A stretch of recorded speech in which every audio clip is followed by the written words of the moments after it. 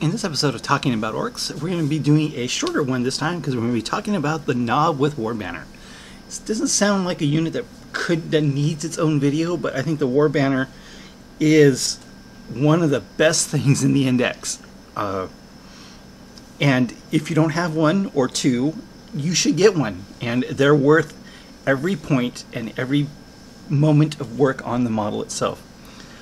They're just absolutely amazing. The War Banner Nob is very important to any Ork army. So let's just talk about the basic stats. Nob with War Banner has, weapon skill 3, ballistic skill 5, strength 5, toughness 4, 4 wounds, 3 attacks, leadership 6, and 4+ save. Nob with War Banner is a single model. It's equipped with a War Banner, a custom shooter, and stick bombs.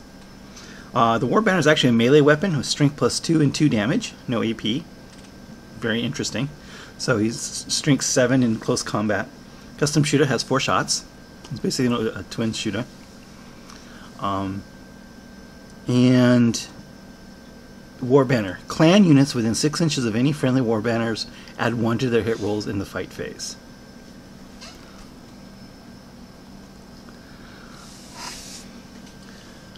+1 to hit in the fight phase is exactly something that Orks need so much, and I can tell you from personal experience, the War Banner is absolutely amazing when you're talking 30, 50, 60 attacks in the close combat.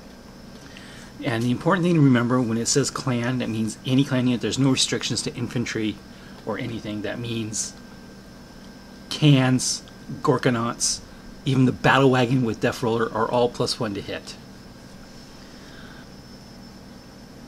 And it is a character.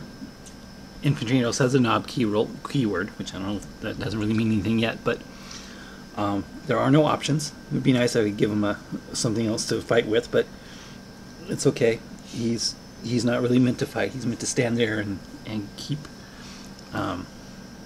your army viable.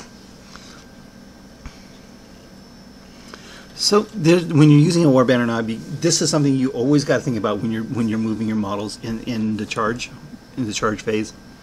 Is you can conga line back to the War Banner, since it is any units within 6 inches of the War Banner. So that means as long as one model is partially within 6 inches, you get the +1 to hit. And there's also to note there's a lot of debuffs in this game that are -1 to hit. So this extra +1 hit back is going to be huge against those armies. Space Wolf, Psychic Power, Mortarion can do it, and a whole bunch of and there's other things too I've come across where you give an opponent -1 to hit, and getting that +1 to hit back, having that negated in and of itself is worth it. And for the points of this guy are nothing. He's 74 points.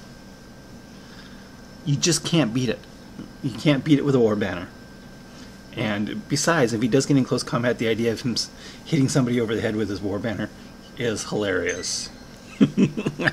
I can't stop thinking about that every single time it happens. Because it does happen.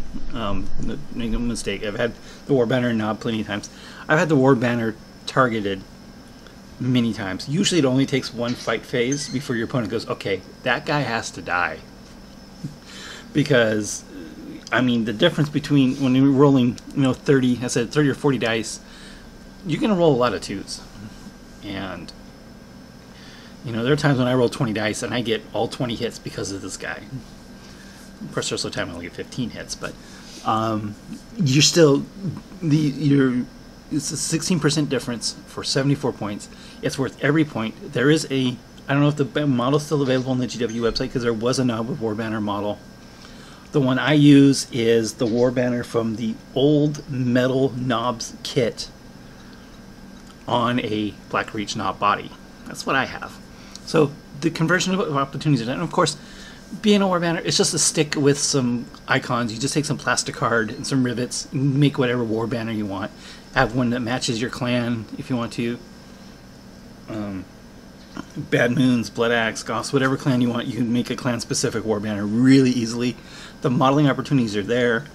I've seen some really outrageous ones. If you really want to go crazy on the War Banner, you can do it. But you do, if you have any sort of aspirations to get into melee, a Warbanner Knob is an absolute steal of a model to take. And he also has the keeping order. Roll a d6 for each model that flees from a clan unit that's within 3 inches of this unit with this ability. On a 6, the model doesn't flee. So there's a chance of keeping models around too if they're nearby him. Other than the mob rule and the war boss and all the other morale tricks that Orks have. There's another one on top of it. 74 points. The Knob with the War Banner is an amazing, amazing unit for your Ork army. And basically you shouldn't leave home without it, no matter what flavor you have. If you're playing the Horde, if you're playing Elites, if you're playing Walkers, anything, you want War Banners. In the last couple games when I've been playing 150 Orks, I think I need 2 of them now. Because trying to keep everything in within one buff bubble really is impossible. So I'm actually building 2 buff bubbles, 2 KFF mechs, 2 Pain Boys, and I think I need 2 War Banners.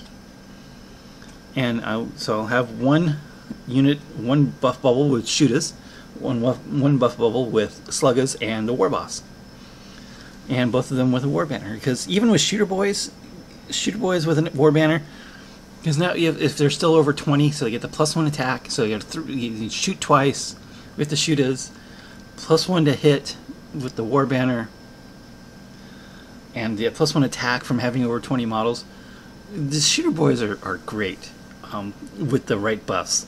And the War Banner, you know, I can't say enough about how important this guy is to your army. So, do you like how?